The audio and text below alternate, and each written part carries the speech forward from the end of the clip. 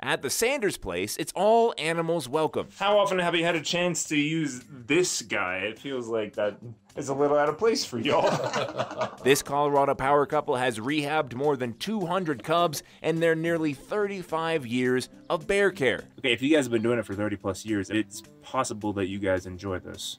No, I think it's in our blood. In their blood, on their land, and in their home. Rehab inside, rehab outside, living upstairs. In fact, there's only 1.5 rooms on their entire property that are exclusively for humans. It's really busy from about 4:30 in the morning until well after dark.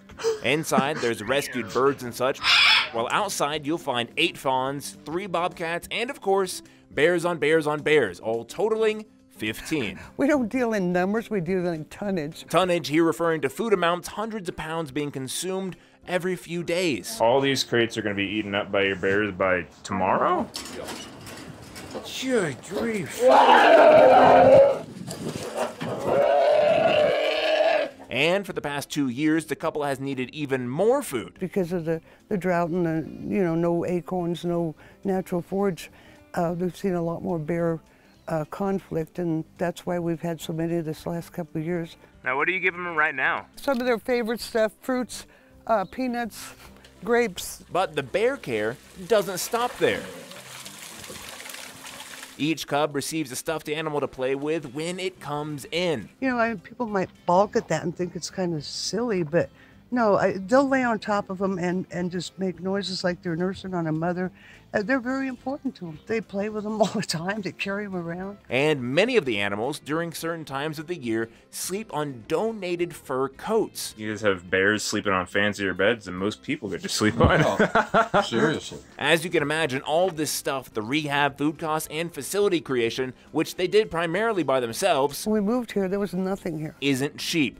But these two have a community and a supermarket that cares and currently helps them through donations to meet all their expenses. To begin with, what we do is in itself very satisfying, and then that just adds another layer of satisfaction to it, Yeah. to know that there are that many people that are willing to support what we're doing. But that and transfers are where community involvement ends. All work on site is done by this couple, so as to limit their clawed and hoofed patients to exposure to people. Our main protocol is to keep them with as little human contact as you can. Because you want to release them Yeah. and have them go back to being wild. Successful, right. Going forward, they say they have years left. How many more years?